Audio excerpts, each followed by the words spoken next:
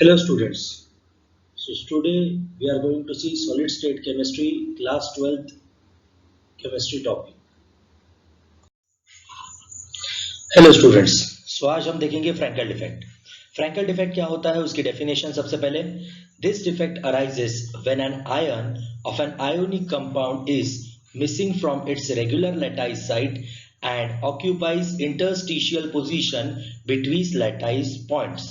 ठीक है, क्या मीनिंग है इसका मीनिंग हमें यहां पता चलेगा फ्रैंकल डिफेक्ट में. ये देखिए आपको फिगर दिख रही है, यहां पर बात की गई है ऐसा डिफेक्ट जिसमें एक आयोनिक कंपाउंड में से एक आयन क्या होगा, मिसिंग होगा उसकी रेगुलर लैटाइस साइट में से और ऑक्यूपाई करेगा इंटरस्टिशियल पोजीशन बिटवीन लैटाइस पॉइंट्स. तो देखिए यहां पर ये है हमारे पास में नेगेटिव, पॉजिटिव, फिर नेगेटिव, फिर यहां पर जो नेगेटिव के बाद ये पॉजिटिव जो मिसिंग है वो यहां से निकल के कहां चले गया, यहां पर. ये दिख रहा है आपको, यहां पर वो चले गया. मींस यहां जो उसकी एक्चुअल जो पोजीशन थी, जो लैटाइस साइड थी, वो उसने क्या कर दी, छोड़ दी, मिस हो गया वो वहां से. और उसने कहां पे जाके जगह ऑक्यूपाई की है, यहां पर इंटरस्टिशियल साइट में. इंटरस्टिशियल साइट हमेशा बिल्कुल यहां पर ये कैटायन एनायन के बीच में एक छोटा सा होल होता है जिसे हम इंटरस्टिशियल साइट कहते हैं. वहां पर जाकर उस कैटायन ने अपनी जगह एक्वायर कर ली है. तो ऐसा डिफेक्ट जिसमें क्या होता है, कैटायन ऐसे इंटरस्टिशियल पोजीशन पर जाकर बैठता है, उसे कहते हैं हम यहां पर फ्रैंकल डिफेक्ट. ये हो गई सबसे पहली बात. अब उसके बाद में यहां पर देखिए कैटायन का साइज देखिए आपको स्मॉलर दिख रहा होगा और एनायन का साइज आपको लार्जर दिख रहा होगा. So cations are usually smaller than anion, so cation can occupy interstitial sites. ठीक है, कैटायन साइज में छोटा होने की वजह से वहां पर इंटरस्टिशियल साइट में जाकर क्या हो रहा है, प्लेस हो रहा है. अगर यहां पर कैटायन छोटा नहीं होता तो वो इंटरस्टिशियल साइट में नहीं बैठ सकता, पर उसका साइज छोटा होता है एज कंपेयर टू एनायन, इसीलिए वो क्या हो गया, इंटरस्टिशियल साइट पर जाके बैठा है. वो होने के बाद में नेक्स्ट चीज यहां पर हमारे पास में है conditions for the formation of Frenkel defect. क्या कंडीशंस होनी चाहिए फ्रैंकल डिफेक्ट होने के लिए. सो सबसे पहली फर्स्ट कंडीशन है Frenkel defect occurs in an ionic compounds with large difference between sizes of cation and anion.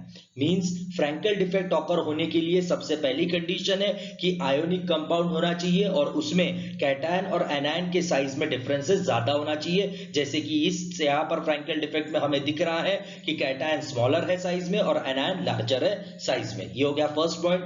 उसके बाद में सेकंड कंडीशन बी, यहां पर हमारे पास में ions of an ionic compounds must be having low coordination number. So यहां पर बताया हुआ है कि जो आयंस होते हैं यहां पर आयोनिक कंपाउंड्स के, उनका जो कोऑर्डिनेशन नंबर रहेगा वो क्या होना चाहिए, लो होना चाहिए. अब कोऑर्डिनेशन नंबर का क्या मीनिंग होता है, कोऑर्डिनेशन नंबर का मीनिंग होता है जैसे कि ये पॉजिटिव आयन जैसे कैटायन है, ये कितने एडजेसेंट एटम से डायरेक्टली जॉइंट है उसे हम कहते हैं यहां पर उसका कोऑर्डिनेशन नंबर. सो यहां पर ऐसे आयोनिक कंपाउंड्स होने चाहिए जिनका कोऑर्डिनेशन नंबर क्या हो, लो हो. उसके बाद में नेक्स्ट चीज है कॉन्सिक्वेंसेस ऑफ फ्रैंकल डिफेक्ट. यहां पर जो कॉन्सिक्वेंसेस है फ्रैंकल डिफेक्ट के क्या होंगे, वो सबसे पहला पॉइंट यहां पर as no ions are missing from the crystal lattice density of solids and its chemical properties remain unchanged. इसका मीनिंग है कि यहां पर जितने भी जो कैटायन टू एनायन रेशो है वो अफेक्टेड नहीं हो रहा. यहां से देखिए, यहां से कैटायन अपनी पोजीशन से निकल के यहां गया, यहां से भी एक कैटायन निकल के यहां गया. पर अगर मैं इस पूरे फ्रैंकल डिफेक्ट इस आयोनिक कंपाउंड में इस क्रिस्टल लैटाइस में अगर देखूं तो जो कैटायन टू एनायन का रेशो है वो अभी भी क्या है, सेम है, वो अनचेंज्ड है, मींस चेंज नहीं हुआ. सो इसी वजह से इस आयोनिक कंपाउंड की जो डेंसिटी होगी वो क्या रहेगी, अनअफेक्टेड रहेगी, मींस चेंज नहीं होगी. उसके बाद में सेकंड पॉइंट है यहां पर the crystal as a whole remains electrically neutral. अब यहां पर ये जो क्रिस्टल है जो जिसमें फ्रैंकल डिफेक्ट ऑकर हो रहा है वो इलेक्ट्रिकली न्यूट्रल है. अब इसका रीजन है क्यों, न्यूट्रल क्यों है वो. तो सबसे पहली बात ये न्यूट्रल इसीलिए है बेटा क्योंकि यहां पर कैटायन टू एनायन का रेशो बिल्कुल सेम है. अगर कैटायन का रेशो अगर ज्यादा हो जाता एनायन के कंपैरिजन में तो पॉजिटिवली चार्ज होता, अगर एनायन का रेशो ज्यादा होता तो नेगेटिवली चार्ज होता. पर यहां पर दोनों का रेशो सेम है, cation to anion ratio same है, इसीलिए ये क्रिस्टल क्या है, यहां पर इलेक्ट्रिकली न्यूट्रल रहेगा. अब सबसे पहली बात ये किस किस में होता है तो इसके एग्जांपल्स देखेंगे. जैसे कि जिंक सल्फाइड में होता है, AgCl में होता है, AgBr में होता है और AgI में होता है. नेक्स्ट हम देखेंगे इंप्यूरिटी डिफेक्ट. इंप्यूरिटी डिफेक्ट क्या होता है, आइए डेफिनेशन देखते हैं. impurity defect arises when foreign atoms, that is atoms different from the host atoms, are present in the crystal lattice gives impurity defect। अब इसका क्या मीनिंग है बेटा? इसका मीनिंग ये है कि ऐसे एटम्स जो कि क्या है, फॉरेन एटम्स है, वो होस्ट एटम्स की जगह लेंगे क्रिस्टल लैटाइस में, तब जो इंप्यूरिटी होगी उसे हम कहेंगे इंप्यूरिटी डिफेक्ट। जैसे कि फॉर एग्जांपल ये देखिए, क्रिस्टल लैटाइस में सारे के सारे एटम्स वैसे तो कौन से होने चाहिए थे, कॉपर के, कौन से, कॉपर के, बट नेक्स्ट यहाँ पर कौन से प्रेजेंट है, कॉपर के जो है ये होस्ट एटम्स हो गए, पर यहाँ पर होस्ट एटम्स की जगह जो फॉरेन एटम्स है वो क्या बन गए हैं, हमारे जिंक, यहाँ पर जिंक आके क्या हो गए, प्लेस हो गए। तो इंप्यूरिटी डिफेक्ट में सबसे पहला जो डिफेक्ट होता है उसे कहते हैं substitutional impurity defect. Substitutional impurity defect में आइए देखिए क्या होता है, in this defect foreign atoms are found at the lattice sites in place of host atoms. ठीक है, यहाँ पर जो फॉरेन एटम्स होते हैं वो कहां पर फाउंड होते हैं, लैटाइस साइट्स पर क्या होते हैं, फाउंड होते हैं होस्ट एटम की जगह। तो देखिए ये फॉरेन एटम है, ये फॉरेन एटम है, ये भी फॉरेन एटम है और ये भी फॉरेन एटम है। जो भी यहाँ पर जिंक के एटम्स यहाँ पर प्रेजेंट है क्रिस्टल लैटाइस में, वो क्या है, फॉरेन एटम है, और होस्ट एटम जो है वो कौन से है, कॉपर एटम है। तो कॉपर एटम्स के जगह पर यहाँ पर जिंक आकर बैठ गए हैं, तो यहाँ पर फॉर्मेशन हुआ है, जो यहाँ पर एक एलॉय होता है जिसे हम कहते हैं ब्रास, वो यहाँ पर मिक्सिंग होता है कॉपर और जिंक का, बट यहाँ पर जिंक स्मॉल क्वांटिटी में ऐड किया गया है कॉपर में, सो यहाँ पर कॉपर के जगह पर क्या बैठे हुए, जिंक के फॉरेन एटम्स बैठे हुए हैं। सब्स्टिट्यूशनल इंप्यूरिटी डिफेक्ट में आता है vacancy through aliovalent impurity. तो आइए देखिए students, vacancy through aliovalent impurity क्या है। एलॉय वैलेंट इंप्यूरिटी के बारे में सबसे पहली बात, यहाँ पर ये फिगर दिया हुआ है, उसके बाद में उसका एक्सप्लेनेशन मैंने यहाँ पर ये दिया हुआ है। देखिए, those vacancies are created by addition of impurities of aliovalent ions, that is ions with oxidation state different from that of host ions to an ionic solid. ठीक है, इसका मीनिंग है बेटा यहाँ पर कि ऐसी वैकेंसीज क्रिएट होना जब हम इंप्यूरिटीज ऐड करेंगे, जैसे कि एलॉयोवैलेंट आयंस को ऐड करेंगे। अब ये एलॉयोवैलेंट आयंस एग्जैक्टली क्या होते हैं, ऐसे आयंस जिनकी ऑक्सीडेशन स्टेट डिफरेंट होगी होस्ट आयंस से। यहाँ पर होस्ट आयंस क्या है, NaCl, ये है क्या, इसके होस्ट आयंस। अब देखिए Na यहाँ पर जो होस्ट आयन प्रेजेंट होना चाहिए था, उसके जगह पे हमने एक फॉरेन सब्सटेंस मींस यहाँ पर एक दूसरा आयन को यहाँ पर प्लेस किया है, जिसकी यहाँ पर वैलेंसी ज्यादा है, मींस यहाँ पर इसकी वैलेंसी 2+ है, स्ट्रोंशियम आयन है ये, स्ट्रोंशियम 2+ है, यहाँ पर Na+ की जगह पे स्ट्रोंशियम 2+ आया है। सो ये जो यहाँ पर एलॉयोवैलेंट आयन को हमने रखा है, इसे एलॉयोवैलेंट आयन कहते हैं। ये एलॉयोवैलेंट आयन के आने के वजह से यहाँ पर एक Na की वैकेंसी क्रिएट हुई है। उसका रीजन है क्योंकि स्ट्रोंशियम के ऊपर में 2+ का चार्ज है और Na के ऊपर में सिर्फ +1 का चार्ज होता है। तो in order to maintain electrical neutrality, every strontium 2+ ion removes 2 Na+ ions. Means यहाँ पर हर जो एक स्ट्रोंशियम 2+ आयन है वो 2 Na को क्या करेगा, यहां से रिमूव करेगा। सो यहाँ पर एक Na की जगह स्ट्रोंशियम आ गया और दूसरे Na की जगह यहाँ पर क्या हो गई, वैकेंसी क्रिएट हो गई। सब्स्टिट्यूशनल इंप्यूरिटी डिफेक्ट के बाद में आता है इंटरस्टिशियल इंप्यूरिटी डिफेक्ट। सो क्या होता है इंटरस्टिशियल इंप्यूरिटी डिफेक्ट, देखिए ये यहाँ पर इंटरस्टिशियल साइट्स है, ये यहाँ पर इंटरस्टिशियल साइट्स है, ये देखिए यहाँ पर ये इंटरस्टिशियल साइट्स है। ये जो यहाँ पर स्फीयर्स है जिन्हें हम एटम्स कहते हैं, एटम्स के बीच में जो पोजीशन होती है इंटरस्टिशियल साइट्स होती है। तो इंटरस्टिशियल इंप्यूरिटी डिफेक्ट में क्या होता है, in this defect the impurity atoms occupy interstitial spaces of lattice structure. Means इस डिफेक्ट में जो इंप्यूरिटी एटम्स होते हैं वो इंटरस्टिशियल स्पेसेस को क्या करते हैं, क्रिस्टल लैटाइस में एक्वायर करते हैं। ये यहाँ पर इंटरस्टिशियल स्पेसेस में, यहाँ पर क्रिस्टल लैटाइस में क्या हो गए, यहाँ पर ये एटम्स प्रेजेंट है। ठीक है, उसके बाद में नेक्स्ट चीज यहाँ पर हमने क्या किया है, यहाँ पर इसका एग्जांपल है स्टेनलेस स्टील में। देख लीजिए स्टेनलेस स्टील होता है, ठीक है, आप लोग जो स्टेनलेस स्टील को यूज करते हैं उसका कभी भी कोरोजन नहीं होता। मींस जो स्टेनलेस स्टील होता है उसका कभी भी क्या नहीं होता, कोरोजन नहीं होता। उसका कोरोजन ना होने की वजह, क्योंकि प्योर आयरन को हम यहाँ पर Fe के एटम्स को इंटरस्टिशियल, ये Fe के एटम्स है पूरे यहाँ पर जो बैठे हैं, उसमें हमने कार्बन के एटम्स को क्या किया है, यहाँ पर प्लेस किया है इंटरस्टिशियल पोजीशन में। सो यहाँ पर कार्बन के एटम इंटरस्टिशियल पोजीशंस में रखने की वजह से यहाँ पर इंटरस्टिशियल इंप्योरिटी डिफेक्ट होता है और स्टेनलेस स्टील का फॉर्मेशन होता है जिसका कभी भी कोरोजन नहीं होता। अब हम देखेंगे नॉन स्टोइशियोमेट्रिक डिफेक्ट्स। अभी तक जो हम डिफेक्ट्स देख रहे थे वो स्टोइशियोमेट्रिक डिफेक्ट्स थे जिसमें cation to anion ratio same रहता था, वो कभी भी डिस्टर्ब नहीं होता था। पर अभी जो हम डिफेक्ट देख रहे हैं वो है non stoichiometric defects. So non stoichiometric defect क्या होते हैं? Non stoichiometric defects arises when stoichiometry of the compound is changed. मतलब ऐसे डिफेक्ट्स जब जो स्टोइशियोमेट्री होती है कंपाउंड की क्या होती है, चेंज होती है, तो उसे कहते हैं हम यहाँ पर नॉन स्टोइशियोमेट्री डिफेक्ट। अब देखिए यहाँ पर है मेटल डेफिशिएंसी डिफेक्ट, इसे कहा गया है मेटल की डेफिशिएंसी डिफेक्ट। ठीक है, अब देखिए यहाँ पर ये दिया हुआ है मेटल डेफिशिएंसी डिफेक्ट का ये डायग्राम। देखिए यहाँ पर ये Ni2+ के आयंस है और यहाँ पर ये Ni3+ के 2 आयंस है। पर यहाँ पर जो Ni2+ का आयन प्रेजेंट होना चाहिए था वो यहाँ पर प्रेजेंट नहीं है। तो यहाँ पर देख लीजिए ये कब होता है। यहाँ पर सबसे पहले मेटल डेफिशिएंसी डिफेक्ट कब होगा?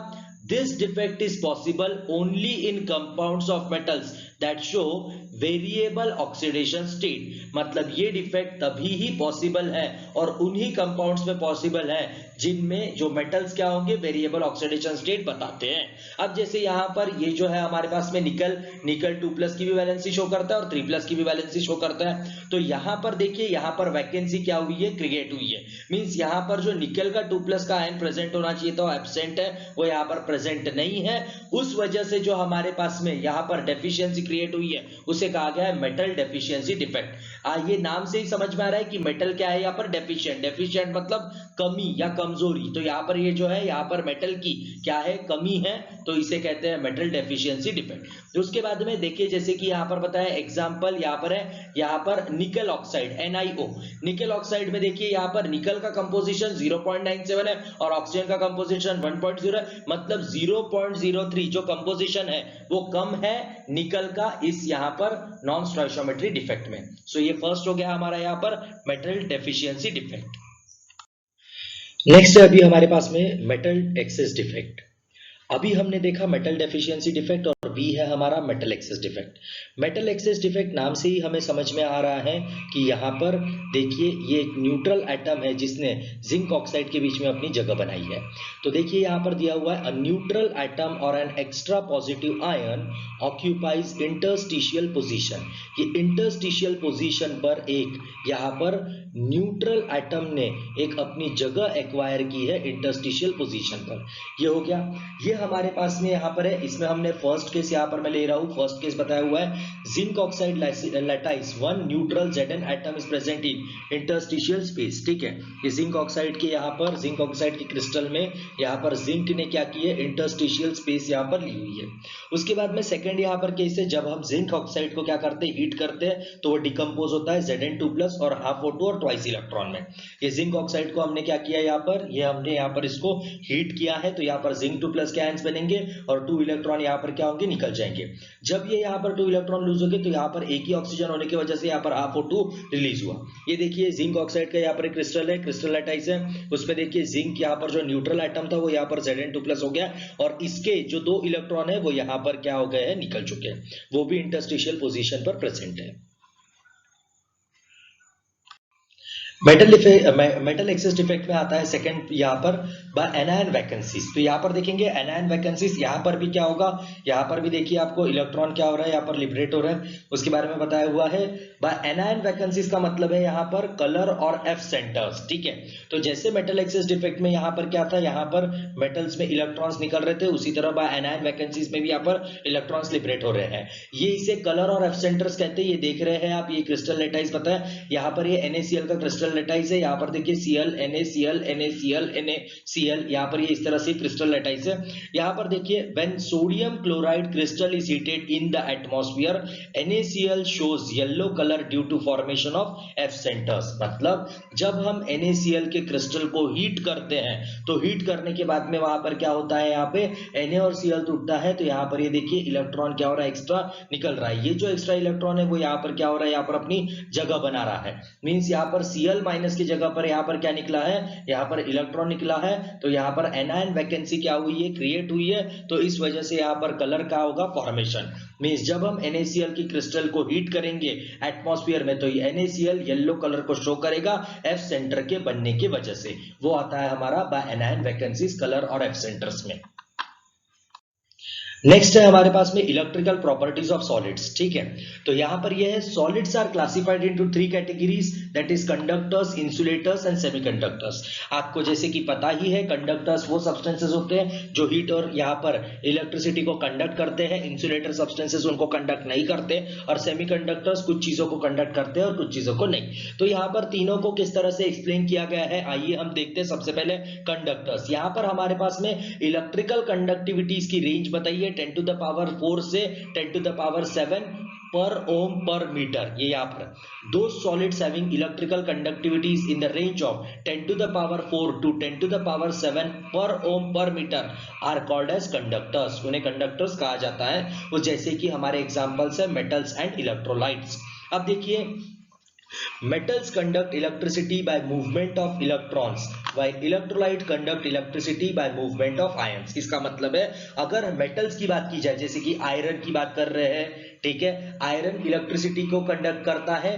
क्यों? क्योंकि उसमें इलेक्ट्रॉन्स प्रेजेंट होते हैं। जबकि इलेक्ट्रोलाइट, इलेक्ट्रोलाइट्स मीन सॉल्यूशंस, जैसे कि अगर हम एक्वियस NaCl की बात करें, एक्वियस HCl की बात करें, तो वो भी इलेक्ट्रिसिटी को कंडक्ट करता है। क्यों? क्योंकि उसमें मूवमेंट ऑफ आयंस होता है, जैसे कि Na+, Cl- NaCl के एक्वियस आयंस में प्रेजेंट होते हैं। उसके बाद HCl की अगर बात करते हैं तो एक्वियस आयंस H+ और Cl- के जो होते हैं वो उनका मूवमेंट की वजह से इलेक्ट्रिसिटी क्या होती है, कंडक्ट होती है। उसके बाद में सेकंड सब्सटेंसेस आते हैं हमारे इंसुलेटर्स। इंसुलेटर्स क्या होते हैं? Insulators are those solids having low electrical conductivities. इनकी इलेक्ट्रिकल कंडक्टिविटीज लो होंगी, जैसे कि 10 to the power -20 to 10 to the power -10 per ohm per metre. तो ऐसे solids, those solids having low electrical conductivities in the range of 10 to the power -20 to 10 to the power -10 per ohm per metre are called as insulators. उन्हें हम insulators कहेंगे जिनकी electrical conductivities low होंगी, जैसे कि 10 to the power -20 से 10 to the power -10 per ohm per metre. इनके examples है नॉन मेटल्स या फिर मॉलिक्यूलर सॉलिड्स। नॉन मेटल्स आप ले सकते हैं, ठीक है।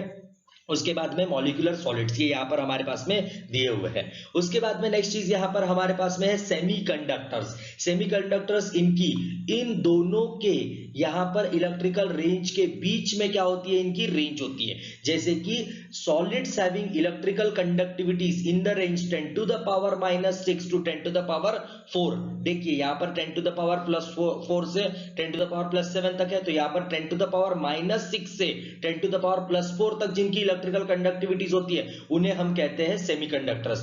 जैसे कि मेटालॉइड्स, सिलिकॉन होता है, जर्मेनियम होता है, दोनों भी क्या है, मेटालॉइड्स है। मेटालॉइड्स ऐसे सब्सटेंसेस होते हैं जो कुछ प्रॉपर्टीज मेटल्स की शो करते हैं और कुछ प्रॉपर्टीज नॉन मेटल्स की क्या करते हैं, शो करते हैं। यहां पर ये चीज। Now we will see band theory. Band theory क्या होता है अभी हम लोग देखेंगे। Electrical conductivities of solids, that is metals, non-metals and metalloids, are explained in the terms of band theory। जो इलेक्ट्रिकल कंडक्टिविटीज है, मींस जो मेटल्स होते हैं, नॉन मेटल्स होते हैं और मेटलॉइड्स होते हैं, वो इलेक्ट्रिकल कंडक्टिविटीज किस तरह से बताएंगे, मींस कंडक्टिविटी होगी या नहीं होगी। जैसे कि मेटल्स में कंडक्टिविटी होती है, नॉन मेटल्स में नहीं होती है, मेटलॉइड्स में कुछ हद तक होती है और बाकी फिर नहीं होती है। तो ये सारी चीजें हमें जो एक्सप्लेन की गई है वो बैंड थियरी के ही टर्मिनोलॉजी में एक्सप्लेन की गई है। तो बैंड थियरी क्या कंसीडर करता है? Band theory considers formation of two types of bands, that is conduction band and valence band. Band theory जो है वो सबसे पहले कंसीडर करती है दो चीजों का फॉर्मेशन, दो बैंड्स का फॉर्मेशन, जिसमें एक बैंड होता है कंडक्शन बैंड और दूसरा होता है वैलेंस बैंड। तो सबसे पहली बात यहाँ पर आएगा हमारा कंडक्शन बैंड। कंडक्शन बैंड क्या होता है, देखिए देखते हैं हम। The highest energy band containing electrons is the conduction band। Means ऐसा बैंड जिसकी एनर्जी हाईएस्ट होगी तो उसे हम कहेंगे conduction band. Electrons in the conduction bands are mobile and delocalised over the entire solid.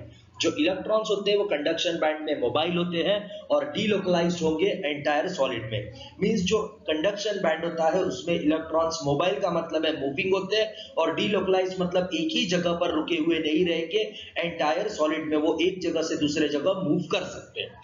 उसके बाद में नेक्स्ट चीज है हमारे पास में they conduct electricity when electrical potential is applied. वो इलेक्ट्रिसिटी को कंडक्ट करेंगे जब हम इलेक्ट्रिकल पोटेंशियल को अप्लाई करेंगे। उसके बाद में नेक्स्ट चीज है बैलेंस बैंड। बैलेंस बैंड यहाँ पर क्या होता है देखते हैं। The band having lower energy than conduction band is the valence band. मतलब ऐसा बैंड जिसकी एनर्जी लोअर होगी as compare to conduction band उसे कहेंगे बैलेंस बैंड। ठीक है। उसके बाद में नेक्स्ट है हमारे पास में the electrons in the valence band are not free to move because they are tightly bound to the respective nuclei। मतलब जो वैलेंस बैंड में जो इलेक्ट्रॉन्स होते हैं वो फ्री नहीं होते हैं, मींस वो मूव नहीं हो सकते एक जगह से दूसरे जगह, क्योंकि वो उसके रिस्पेक्टिव न्यूक्लियाई को टाइटली क्या होते हैं, बाउंडेड होते हैं। उसके बाद में थर्ड चीज होती है, जैसे कि अभी हमने कंडक्शन बैंड देखा, फिर उसके बाद में वैलेंस बैंड देखा। थर्ड चीज है हमारे पास में बैंड गैप। ये जो बैंड गैप होता है ये क्या होता है। The energy difference between valence band and conduction band is the band gap. मतलब जो एनर्जी डिफरेंस होता है वैलेंस बैंड के बीच में और कंडक्शन बैंड के बीच में उसे हम बैंड गैप कहते हैं। यहाँ पर size of band gap decides whether the electrons from valence band can be promoted to vacant conduction band or not। मतलब जो बैंड गैप रहेगा वही उसका साइज हमें डिसाइड करके बताएगा कि इलेक्ट्रॉन्स वैलेंस बैंड में से कंडक्शन बैंड में जा सकते हैं या नहीं जा सकते, ये इसका मीनिंग है। When band gap is too large to promote electrons from valence band to vacant conduction band by thermal energy, it is called as forbidden zone।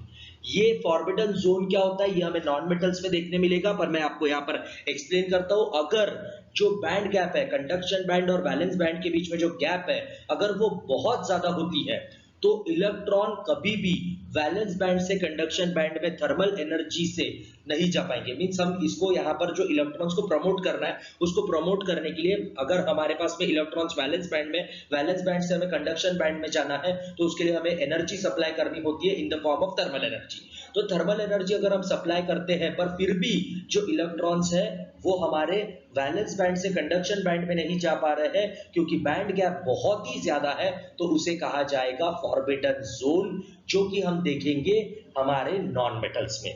तो सबसे पहले आते हैं हमारे मेटल्स। तो आइए देखते हैं मेटल्स क्या होते हैं। ये देखिए, metals are the good conductors of electricity. Metals क्या होते हैं, गुड कंडक्टर्स होते हैं इलेक्ट्रिसिटी के। The outermost electrons of all the atoms in the metallic crystal occupy conduction band। Means यहाँ पर जो outermost electrons होते हैं, यहाँ पर किसी भी अगर हम मेटल की बात की गई तो हर मेटल के जो outermost valence electron होते हैं वो ये जो यहाँ पर ब्लू कलर का जो आपको यहाँ पर गैप दिख रही है, जो ब्लू कलर का यहाँ पर आपको ब्लॉक दिख रहा है, इसे कहते हैं वैलेंस बैंड, और ये जो ऊपर में व्हाइट कलर है उसे कहते हैं कंडक्शन बैंड। सो यहाँ पर ये इलेक्ट्रॉन्स इस जगह से इस जगह पर क्या हो सकते हैं, इजीली क्या हो सकते हैं, जा सकते हैं। सिर्फ हमें क्या करना पड़ेगा, थोड़ी थर्मल एनर्जी को यहाँ पर अप्लाई करना पड़ेगा। तो अगर हम थर्मल एनर्जी अप्लाई करते हैं तो यहाँ पर वो मेटल्स क्या होते हैं, हीटेड होते हैं। अगर हम इलेक्ट्रिकल एनर्जी अप्लाई करते हैं तो वहां पर इलेक्ट्रिकल एनर्जी फ्लो होती है। ये देखिए एस बैंड है और यहाँ पर ओवरलैपिंग बैंड्स है, जैसे कि एस बैंड और ये पी बैंड। ये एस बैंड और पी बैंड क्या है, ये एस ऑर्बिटल है मेटल की और ये पी ऑर्बिटल है मेटल की। ये दोनों बैंड्स एक दूसरे से क्या हो रहे हैं, यहाँ पर ओवरलैप हो रहे हैं।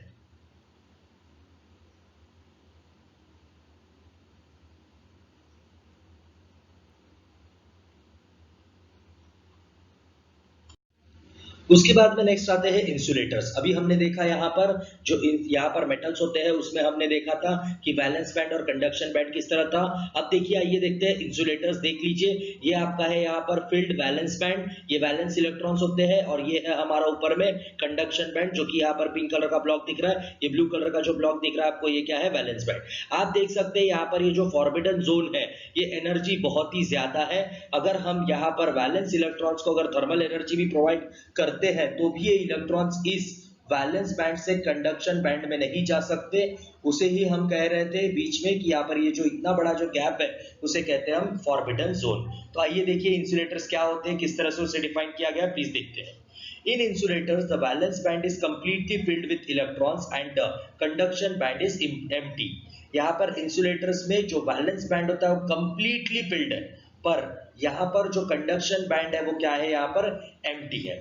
उसके बाद में valence band and conduction band in insulators are separated by large energy gap called forbidden zone। मैंने अभी आपको बताया कि इन दोनों के बीच में जो यहाँ पर लार्ज एनर्जी गैप है उसे हम कहते हैं फॉरबिडन जोन। ये देखिए कंडक्शन बैंड और वैलेंस बैंड दोनों क्या है, यहाँ पर इस जोन से सेपरेटेड है, तो ये जो जोन जिससे सेपरेटेड है उसे हम कहते हैं फॉरबिडन जोन। उसके बाद में thermal energy is insufficient to promote electrons from valence band to conduction band. यहाँ पर आप कितनी भी अगर थर्मल एनर्जी लगाएंगे वैलेंस बैंड के इलेक्ट्रॉन्स को तो भी वो कंडक्शन बैंड में नहीं जा सकते, मींस वो वैलेंस बैंड से एक्साइट होकर कंडक्शन बैंड में नहीं जा सकते।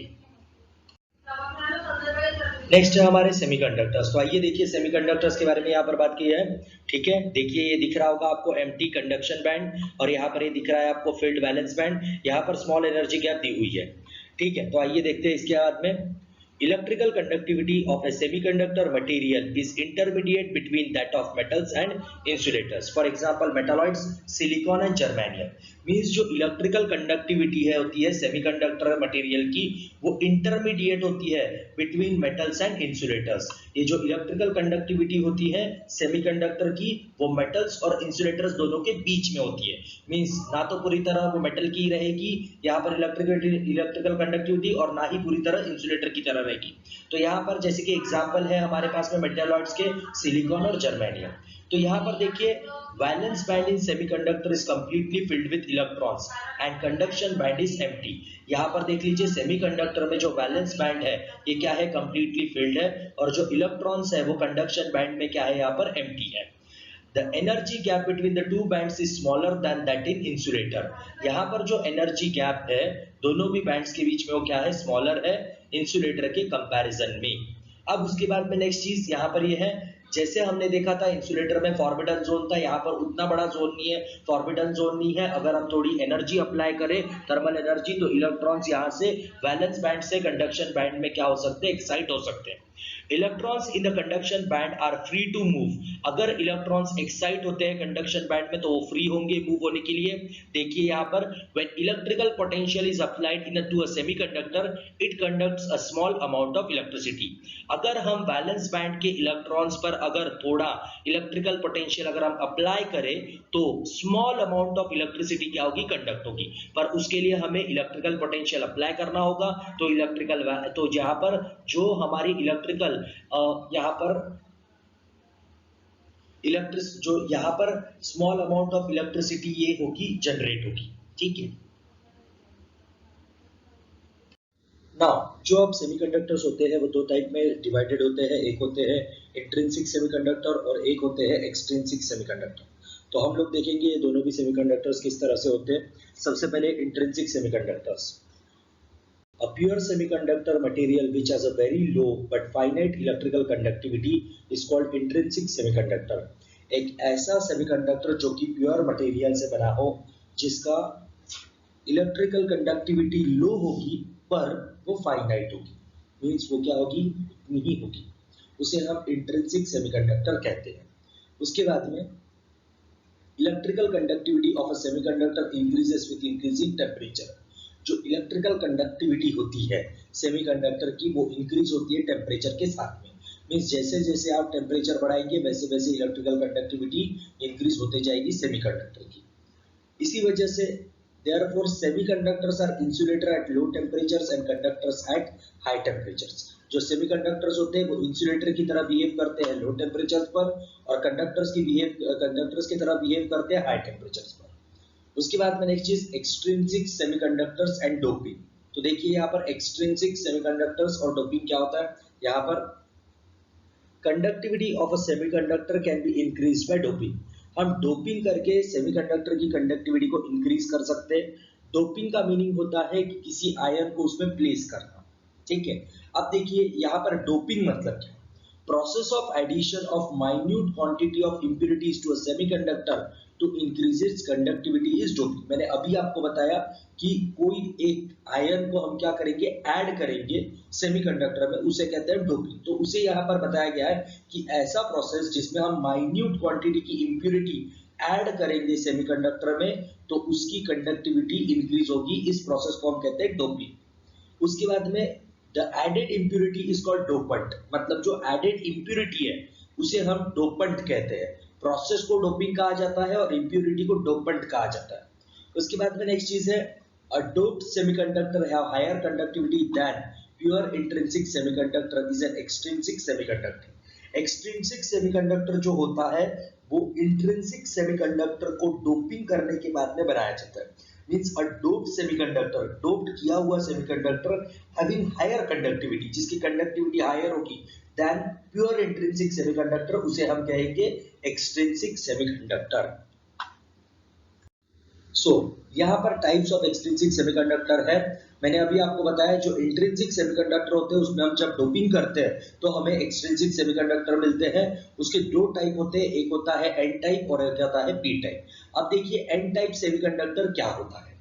In an type semiconductor is obtained by adding group 15 element to intrinsic semiconductor which belongs to group 14।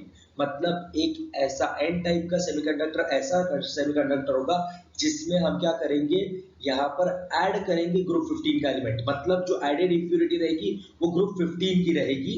तो इंट्रिंसिक सेमीकंडक्टर जो कि 14th ग्रुप का है उसमें हम 15th ग्रुप की इंप्यूरिटी को क्या करेंगे, ऐड करेंगे। जैसे कि doping of silicon with phosphorus, यहाँ पर ये जो हमारे पास में दिया है, हम सिलिकॉन को क्या कर रहे हैं, फास्फोरस के साथ में यहाँ पर डोप कर रहे हैं। ठीक है, यहाँ पर देख लीजिए silicon is a crystal structure in which each silicon atom is linked tetrahedrally to 4 other silicons. ये देखिए, ये जो ब्लू में आपको सारे जो यहाँ पर ये स्फीयर्स दिख रहे हैं, ये सारे के सारे ये जो है ये है हमारे यहाँ पर सिलिकॉन। ये देखिए यहाँ पर आपको दिख रहा होगा फास्फोरस, ये यहाँ पर ये दिया हुआ है। देख सकते हैं आप यहाँ पर जैसे कि बताया हुआ है सिलिकॉन को हमने डोप किया है किसके साथ में, फास्फोरस। तो देखिए यहाँ पर ये इतने सिलिकॉन्स में सिर्फ एक ही फास्फोरस यहाँ पर दिख रहा है। अब आप जैसे कि जानते हैं फास्फोरस ग्रुप 15 का एलिमेंट है। अभी हमने ऊपर में देखा कि ग्रुप 15 एलिमेंट को हम क्या करेंगे, ऐड करेंगे ग्रुप 14 के एलिमेंट में। तो सिलिकॉन जो है वो ग्रुप 14 का होता है और यहाँ पर फास्फोरस जो है वो ग्रुप 15 का होता है। यहाँ पर दिया हुआ है कि सिलिकॉन टेट्राहेड्रली 4 अदर सिलिकॉन्स को लिंक्ड है। तो यहाँ पर उसका एग्जांपल मैं बताता हूँ। जैसे कि ये वाले की बात कर रहे हैं हम, ये इसकी, तो देखिए यहाँ पर किस तरह से 4 को लिंक्ड है, ये इसको डायरेक्टली लिंक्ड है, ये इसको डायरेक्टली लिंक्ड है, ये इसको डायरेक्टली लिंक्ड है और ये वाला भी इसको डायरेक्टली लिंक्ड है। ठीक है, तो यहाँ पर ये यहाँ पर हमारे पास है टेट्राहेड्रल का मतलब होता है 4 हेड्स, उसको क्या रहेंगे, लिंक्ड रहेंगे। जैसे कि 1, फिर यहाँ पे 2, फिर यहाँ पे 3 और यहाँ पर ये 4। उसके बाद में नेक्स्ट चीज यहाँ पर दिया हुआ है when small quantity of phosphorus is added to pure silicon the phosphorus atoms occupy some vacant sites in the lattice in the place of silicon atoms. अगर हम थोड़ी सी क्वांटिटी अगर फास्फोरस की ऐड करते हैं प्योर सिलिकॉन में तो फास्फोरस एटम क्या करेंगे, वैकेंट साइट्स, देखिए यहाँ पर ये जो वैकेंट साइट्स है वहां पर उन्होंने क्या की, अपनी जगह एक्वायर की है। और ये जगह एक्वायर करने के बाद में देख लीजिए ये यहाँ पर ये एक्सेस इलेक्ट्रॉन है, ये जो फास्फोरस का है वो यहाँ पर क्या है, वो प्रेजेंट है, ये एक मोबाइल इलेक्ट्रॉन है। सिमिलरली इसी तरह से हम क्या करते हैं, सिलिकॉन और germanium doped with group 15 elements such as phosphorus, arsenic, antimony और बिस्मथ, इसको एन टाइप का सेमीकंडक्टर बोलते हैं। जब हम यहाँ पर ग्रुप 14 वाले एलिमेंट्स को जैसे कि सिलिकॉन हो या फिर जर्मेनियम हो उसको डोपिंग कर रहे हैं ग्रुप 15 के एलिमेंट के साथ, जैसे कि फास्फोरस हो गया, आर्सेनिक हो गया, एंटीमनी हो गया, बिस्मथ हो गया, इस तरह की जब भी हम डोपिंग करते हैं तो उसे हम कहते हैं यहाँ पर एन टाइप सेमीकंडक्टर। उसके बाद में सेकेंड टाइप आता है पी टाइप सेमीकंडक्टर। तो आइए देखिए पी टाइप सेमीकंडक्टर में क्या होता है। वहां पर हम क्या कर रहे थे, ग्रुप 15 को ऐड कर रहे थे, एन टाइप में ग्रुप 15 को ऐड कर रहे थे ग्रुप 14 में। अब यहाँ पर a P type semiconductor is produced by doping a pure semiconductor material silicon और germanium with an impurity of group 13 elements. यहाँ पर जो पी टाइप का जो सेमीकंडक्टर होता है किस तरह से प्रोड्यूस होता है, हम डोपिंग करेंगे किसकी, प्योर सेमीकंडक्टर मटेरियल जैसे कि सिलिकॉन और germanium with an impurity of group 13 elements. इसके पहले हम क्या कर रहे थे, 14 में 15 वाला मिला रहे थे। अब पी टाइप वाले में हम ये 14 वाली के सिलिकॉन एंड जर्मेनियम, उसमें हम इंप्योरिटी किसकी ऐड करेंगे, ग्रुप 13 के एलिमेंट्स की ऐड करेंगे। जैसे कि देखिए फॉर एग्जांपल यहाँ पर दिया हुआ है pure silicon doped with boron, यहाँ पर बोरॉन ग्रुप 13 का एलिमेंट है। उसके बाद में the boron atoms occupy normal positions of some of the silicon atoms in the lattice. देख लीजिए यहाँ पर ये आपको दिख रहा होगा बोरॉन है जो कि ग्रुप यहाँ पर हमारे पास 13 का एलिमेंट है, उसको हमने यहाँ पर सिलिकॉन की जगह प्लेस किया है। यहाँ पर ये दिया हुआ है। अब देखिए boron atom forms bonds with 3 Si atoms only. अब ये जो बोरॉन एटम है ये सिर्फ 3 लोगों के साथ में बॉन्ड बनाएगा, 1 2 3। अब यहाँ पर ये फोर्थ बॉन्ड नहीं बनेगा, उसका न बनने की वजह क्योंकि ये देखिए यहाँ पर एक इलेक्ट्रॉन प्रेजेंट है, पर यहाँ पर इसके पास में बोरॉन के पास में इलेक्ट्रॉन की क्या हो गई, वैकेंसी हो गई। इस वजह से यहाँ पर होल एक क्रिएट हो गया जिसको नो इलेक्ट्रॉन कहते हैं। Boron atom forms bonds with 3 silicon only. यहाँ पर 3 सिलिकॉन एटम जैसे कि 1 2 3 यहाँ पर दिख रहे होंगे आपको, 2 इलेक्ट्रॉन है, ये भी यहाँ पर 2 इलेक्ट्रॉन है और यहाँ पर भी 2 इलेक्ट्रॉन है। सिर्फ ऊपर में इसके साथ में क्या है 1 इलेक्ट्रॉन है, तो वहां पर बॉन्ड नहीं बना सकता। यहाँ पर दिया हुआ है boron atom forms bonds with 3 silicon atoms, सिर्फ और सिर्फ 3 के साथ ही बॉन्ड बनाएगा। Missing fourth electron creates an electron vacancy, it is called as hole. यहाँ पर जो मिसिंग इलेक्ट्रॉन है जो यहाँ पर बोरॉन के पास नहीं है, ये ऊपर वाले का है पर इसका नहीं है, तो इसके वजह से यहाँ पर एक होल क्रिएट होगा जिसको हम नो इलेक्ट्रॉन भी कहते हैं। ठीक है, ये हो गया है। यहाँ पर होने के बाद में the whole behaves as if it is a positive charge। ये जो होल होता है ये पॉजिटिव चार्ज की तरह बिहेव करता है, मींस यहाँ पर एक पॉजिटिव चार्ज जैसे कि डेफिशिएंसी होती है वैसा वो बिहेव करता है। उसके बाद में नेक्स्ट चीज यहाँ पर है सिलिकॉन या फिर germanium doped with group 13 elements like यहाँ पर बोरॉन, गैलियम और इंडियम, स्पी टाइप सेमीकंडक्टर। जैसे कि यहाँ पर ये ग्रुप 14 के एलिमेंट्स है सिलिकॉन और जर्मेनियम, उसको जब भी हम डोपिंग करेंगे ग्रुप 13 के एलिमेंट्स के साथ में जैसे कि बोरॉन, गैलियम और इंडियम के साथ में, तो उसे पी टाइप का सेमीकंडक्टर कहा जाएगा। देख लीजिए यहाँ पर हमने कंपैरिजन करके बताया हुआ है एन टाइप के सेमीकंडक्टर और पी टाइप के सेमीकंडक्टर में। देखिए जो एन टाइप का सेमीकंडक्टर होता है उसमें हमने यहाँ पर ग्रुप 14 के एलिमेंट्स को ग्रुप 15 के एलिमेंट्स के साथ में यहाँ पर क्या किया था, डोपिंग किया था, तो उसमें एक इलेक्ट्रॉन एक्स्ट्रा का था, जैसे कि फास्फोरस के पास में एक इलेक्ट्रॉन एक्स्ट्रा का था, तो ये देखिए वो इलेक्ट्रॉन यहाँ पर कंडक्शन बैंड में चले गया। उसके बाद में अगर पी टाइप की बात करें तो ग्रुप 14 के एलिमेंट्स को ग्रुप 13 के एलिमेंट्स के साथ में डोपिंग की गई है, जिसमें ग्रुप 13 के एलिमेंट्स के पास में एक इलेक्ट्रॉन कम होता है और वो इलेक्ट्रॉन कम होने की वजह से यहाँ पर होल का क्या होता है, फॉर्मेशन होता है वैलेंस बैंड में। ये वैलेंस बैंड में पी टाइप में होल का फॉर्मेशन होगा और यहाँ पर वैलेंस बैंड में बिल्कुल भी किसी भी होल का फॉर्मेशन नहीं होगा, वो होगा हमारा एन टाइप सेमीकंडक्टर। नेक्स्ट चीज है हमारे पास में मैग्नेटिक प्रॉपर्टीज ऑफ सॉलिड्स। तो यहाँ देखते हैं मैग्नेटिक प्रॉपर्टीज ऑफ सॉलिड्स क्या होता है। देखिए if N orbital contains 1 electron the unbalanced spin exhibit magnetism. यहाँ पर किसी भी एक ऑर्बिटल में अगर एक इलेक्ट्रॉन प्रेजेंट होता है तो अनबैलेंस्ड स्पिन यहाँ पर एग्जिबिट करेगा मैग्नेटिज्म। मैं इसको आपको बताता हूँ, देखिए यहाँ पर मैंने एक फिगर बनाई हुई है, इस फिगर में आपको ये सारी चीजें मैं एक्सप्लेन करूंगा। However, when electrons are paired, their spin is balanced and no magnetic property is observed। पर अगर स्पिन को हमने पेयर्ड किया हुआ है तो यहाँ पर उस पेयर्ड यहाँ पर इलेक्ट्रॉन का स्पिन बैलेंस्ड रहेगा और किसी भी तरह की मैग्नेटिक प्रॉपर्टी ऑब्जर्व नहीं होगी। तो आइए देखिए यहाँ पर मैंने एग्जांपल लिया है, नाइट्रोजन 7N2 का फॉर्मेशन होता है, ये डायमैग्नेटिक में मैं आपको बताने वाला हूँ। पर सबसे पहले मैं आपको बताऊंगा कि यहाँ पर ये जो बैलेंस जो स्पिन होता है और अनबैलेंस स्पिन होता है उसे किस तरह से लिखा जाता है। तो देखिए नाइट्रोजन 1s2 2s2 2p3, आप जैसे कि आपको पता है आपको 1s2 कभी भी हाइब्रिडाइजेशन में नहीं जाता, तो यहाँ पर 2s2 और 2p3 के मैंने ऑर्बिटल्स का यहाँ पर डायग्राम बनाया हुआ है। तो यहाँ पर देखिए 2s2 में एक इलेक्ट्रॉन यहाँ पर ऐसे ऊपर अपर हेडेड एरो है और एक डाउनवर्ड हेडेड एरो है। तो यहाँ पर एक अपर हेडेड एरो का यहाँ पर जो मैग्नेटिक स्पिन होता है वो होता है प्लस हाफ और डाउनवर्ड जो यहाँ पर इलेक्ट्रॉन है उसका होता है माइनस हाफ। देखिए 2p3 में यहाँ पर ये 1 2 3 ये तीनों इलेक्ट्रॉन क्या है, यहाँ पर सिंगली है, यहाँ पर ये पेयर्ड नहीं है, ये सिंगली इन ऑर्बिटल्स में प्रेजेंट है। तो जो इलेक्ट्रॉन सिंगली प्रेजेंट होते हैं वो कि उन्हें अनबैलेंस स्पिन कहा जाता है। ऐसे एलिमेंट्स क्या शो करते हैं, मैग्नेटिज्म शो करते हैं। ये यहाँ पर मैग्नेटिक प्रॉपर्टी शो नहीं करेगा, पर मैं आपको यहाँ पर स्पिन के बारे में बता रहा हूँ। उसके बाद में नेक्स्ट चीज यहाँ पर when electrons are paired their spin is balanced and no magnetic properties observed। तो देखिए 2s2 में देखिए दोनों भी इलेक्ट्रॉन क्या है, पूरी तरह से पेयर्ड है। ये पेयर्ड होने की वजह से यहाँ पर अगर ऐसा किसी में इलेक्ट्रॉन्स प्रेजेंट होते हैं एटॉमिक ऑर्बिटल्स में पूरे के पूरे शेल्स में पूरे इलेक्ट्रॉन्स पेयर्ड होते हैं, तो वहां पर हमें मैग्नेटिक प्रॉपर्टी देखने नहीं मिलेगी, क्योंकि एक अपर हेडेड एरो एक डाउनवर्ड हेडेड एरो, तो उनका दोनों का भी spin plus half minus half क्या करेगा, एक दूसरे को कैंसिल करेगा। तो आइए सबसे पहले देखते हैं हम डायमैग्नेटिक सॉलिड्स क्या होते हैं। The The substances with all electrons paired are weakly repelled by magnetic fields. These substances are said to be diamagnetic. ऐसे substances जिनमें इलेक्ट्रॉन पूरी तरह से पेयर्ड होते हैं वो वीकली रिपेल होते हैं यहाँ पर मैग्नेटिक फील्ड से। मतलब अगर उनको मैग्नेटिक फील्ड्स में अगर हमने रखा तो वो क्या करेंगे, रिपल्शन क्रिएट करेंगे। These substances are said to be diamagnetic. ऐसे substances को हम diamagnetic कहते हैं। जैसे कि यहाँ पर एग्जांपल्स दिए N2, F2, NaCl, H2O and benzene, ये सारे क्या है, डायमैग्नेटिक सब्सटेंसेस के एग्जांपल है। तो आइए देखिए N2 क्यों डायमैग्नेटिक है और किस तरह से पूरे के पूरे इलेक्ट्रॉन्स यहाँ पर पेयर्ड है। ये नाइट्रोजन फर्स्ट यहाँ पर N2, कभी भी नाइट्रोजन अकेला मोनो एटॉमिक एग्जिस्ट नहीं करता, वो डायटॉमिक एग्जिस्ट करता है दो के फॉर्म में, मतलब N2 की तरह वो एग्जिस्ट करता है। तो यहाँ पर एक नाइट्रोजन, उसका atomic number 7, 1s2 2s2 2p3, second nitrogen, उसका एटॉमिक नंबर 7, फिर से कॉन्फिगरेशन 1s2 2s2 2p3। यहाँ पर ये दोनों भी पेयर्ड है तो यहाँ पर इनके लिए कुछ नहीं किया जा सकता, पर ये 2p यहाँ पर x है तो देखिए 2px का बॉन्ड बनेगा, 2p/2py का बॉन्ड बनेगा और 2pz का बॉन्ड बनेगा। 3 पेयर्स तीनों ने भी क्या किए, शेयरिंग किए, तो ट्रिपल बॉन्ड बनेगा एंड ट्रिपल बॉन्ड है। यहाँ पर ये इलेक्ट्रॉन पेयर्ड है, ये इलेक्ट्रॉन पेयर्ड है और ये भी इलेक्ट्रॉन पेयर्ड है, ये भी इलेक्ट्रॉन दोनों प्रेजेंट है, मींस ये भी दोनों भी क्या है, पेयर्ड है।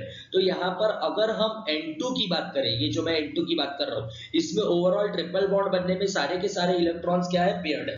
और अगर सारे के सारे इलेक्ट्रॉन्स पेयर्ड है तो यहाँ पर ये वीकली रिपेल करेगा किसको, मैग्नेटिक फील्ड को। मतलब अगर मैं नाइट्रोजन को अगर मैग्नेटिक फील्ड में रखता हूँ तो वो क्या करेगा, रिपेल करेगा मैग्नेटिक फील्ड को, इसीलिए उसे कहते हैं डायमैग्नेटिक सब्सटेंसेस। ओके, नेक्स्ट जो सॉलिड्स होते हैं उन्हें कहते हैं पैरामैग्नेटिक सॉलिड्स। जैसे कि देखिए, the substances with unpaired electrons are weakly attracted by magnetic field. ऐसे सब्सटेंसेस जिनके पास में अनपेयर्ड इलेक्ट्रॉन्स प्रेजेंट होते हैं वो क्या होते हैं, वीकली अट्रैक्ट होते हैं मैग्नेटिक फील्ड से। जैसे कि the spinning of unpaired electron gives rise to magnetic moment. यहाँ पर जो स्पिनिंग होता है अनपेयर्ड इलेक्ट्रॉन का वो क्या देता है, वो मैग्नेटिक मोमेंट को यहाँ पर राइज देता है। जैसे कि देख लीजिए यहाँ पर ये इलेक्ट्रॉन खाली है, अकेला है, फिर उसके बाद में यहाँ पर देखिए ये इलेक्ट्रॉन अकेला है, तो यहाँ पर ये इलेक्ट्रॉन अकेला होने की वजह से ये लास्ट ऑर्बिटल में जो यहाँ पर 3d का जो सबसे लास्ट ऑर्बिटल है यहाँ पर 3dz2 मींस dz2 जो यहाँ पर लास्ट है, उसमें यहाँ पर एक ही इलेक्ट्रॉन प्रेजेंट होने से ये क्या होगा, वीकली अट्रैक्ट होगा किसके थ्रू, मैग्नेटिक फील्ड के थ्रू। अब देखिए, the spinning of unpaired electron give rise to magnetic moment. तो देखिए ये है वो अनपेयर्ड इलेक्ट्रॉन जिसकी वजह से मैग्नेटिक मोमेंट को राइज होगा। उसके बाद में these substances exhibit magnetism in presence of external magnetic field only and loses magnetism when the external magnetic field is applied। देखिए ये जो सब्सटेंसेस होते हैं ये मैग्नेटिक प्रॉपर्टीज को शो करते हैं तभी तक जब तक एक्सटर्नल मैग्नेटिक फील्ड हम क्या करते हैं, अप्लाई करते हैं। पर जैसे ही हमने यहाँ पर एक्सटर्नल मैग्नेटिक फील्ड को रिमूव किया तो मैग्नेटिज्म उनका बंद हो जाएगा। जैसे कि यहाँ पर एग्जांपल्स दिए Cu2+, Fe3+ और Cr3+। तो आइए देखते हैं सबसे पहले Cu2+। कॉपर का नंबर होता है 29, यहाँ पर कॉन्फ़िगरेशन होती है आर्गॉन 18, फिर 3d10 4s2। यहाँ पर ये आर्गॉन 18, 18 प्लस यहाँ पर 10, ये हो गया यहाँ पर 28, 28 प्लस 1 29। कॉन्फ़िगरेशन के अकॉर्डिंग मैंने यहाँ पर पूरी की पूरी यहाँ पर पेयरिंग की है। यहाँ पर बोला है Cu2+, तो मैंने यहाँ पर Cu2+ बनाया। यहाँ पर आर्गॉन कभी भी अगर हमें 2+ बनाना है, मतलब 2 इलेक्ट्रॉन लूज होंगे, तो पहले एक इलेक्ट्रॉन यहाँ से लूज होगा 4s1 से और दूसरा इलेक्ट्रॉन 3d10 से लूज होगा। तो यहाँ पर अब अल्टीमेटली जो यहाँ पर कॉन्फ़िगरेशन है Cu2+ की वो ये बची 3d9 4s2। ओके, सो यहाँ पर देखिए, यहाँ पर 3dz2 में सिर्फ अकेला एक ही इलेक्ट्रॉन क्या प्रेजेंट है। ये जो एक इलेक्ट्रॉन प्रेजेंट है ये वीकली अट्रैक्ट होगा मैग्नेटिक फील्ड से। जब तक आप मैग्नेटिक फील्ड रखेंगे तब तक वो अट्रैक्टेड रहेगा। जैसे ही अगर आप मैग्नेटिक फील्ड बंद करेंगे तो वहां पर मैग्नेटिक अट्रैक्शन खत्म हो जाएगा। इसे कहते हैं पैरामैग्नेटिक सॉलिड्स। सो नेक्स्ट है हमारे पास में फेरोमैग्नेटिज्म। तो आइए देखिए फेरोमैग्नेटिज्म क्या होता है। The substances containing large number of unpaired electrons are attracted strongly by magnetic field. मतलब ऐसे सब्सटेंसेस जिनमें ज्यादा नंबर के अनपेयर्ड इलेक्ट्रॉन्स प्रेजेंट होते हैं और वो स्ट्रांगली अट्रैक्टेड होते हैं मैग्नेटिक फील्ड से। These substances can be permanently magnetized and retain magnetism even after the removal of external magnetic field। मतलब ऐसे substances को permanently magnetize भी किया जा सकता है और उनमें ये मैग्नेटिज्म की प्रॉपर्टी रहेगी अगर हम उसको एक्सटर्नल मैग्नेटिक फील्ड से रिमूव भी कर देते हैं। मींस इन सब्सटेंसेस को अगर हम एक्सटर्नल मैग्नेटिक फील्ड में रखें तो ये क्या करेंगे, खुद ही मैग्नेटिक प्रॉपर्टीज को अपने अंदर ले लेंगे और खुद ही मैग्नेटाइज्ड हो जाएंगे। इसके एग्जांपल्स है हमारे पास में आयरन, कोबाल्ट और निकल। तो यहाँ पर मैंने आयरन का कॉन्फ़िगरेशन लिखा हुआ है, यहाँ पर आयरन है हमारे पास में ये 26 आर्गन 3d6 4s2। तो यहाँ पर देखिए 3d6 का पेयरिंग होता है 4s2 4s2, कभी भी यहाँ पर ये ऊपर अपर हेडेड एरो, ये डाउनवर्ड हेडेड एरो, यहाँ पर ये दोनों भी है अपोजिट स्पिन के, यहाँ पर इलेक्ट्रॉन 4s2 में फिल किए। 3d6 पहले सिंगली पेयरिंग करते हैं, उसके बाद सिंगली यहाँ पर क्या करते हैं ऑर्बिटल्स में इलेक्ट्रॉन्स को डालते हैं और उसके बाद में पेयरिंग होती है। तो यहाँ पर टोटल 5 रखे और उसके बाद में 6 जो था वो इस बॉक्स में। अभी देखिए जो मैंने आपको प्रीवियस एग्जांपल्स बताए, जैसे कि यहाँ पर मैंने आपको डायमैग्नेटिज्म बताया, फिर पैरामैग्नेटिज्म बताया, पर वो पैरामैग्नेटिज्म में भी सिर्फ एक ही इलेक्ट्रॉन अनपेयर्ड था, पर फेरोमैग्नेटिज्म में यहाँ पर 4 इलेक्ट्रॉन अनपेयर्ड है। अगर इतने ज्यादा इलेक्ट्रॉन्स अनपेयर्ड होंगे तो इस सब्सटेंस को अगर हम मैग्नेटिक फील्ड में रखें तो ये स्ट्रांगली अट्रैक्ट करेगा मैग्नेटिक फील्ड को, और उसके बाद में अगर हम इसको मैग्नेटिक फील्ड में रखते हैं तो ये खुद भी मैग्नेट की तरह बनेगा, और जैसे ही हम मैग्नेटिक फील्ड को रिमूव करते तो भी ये मैग्नेट ही रहेगा।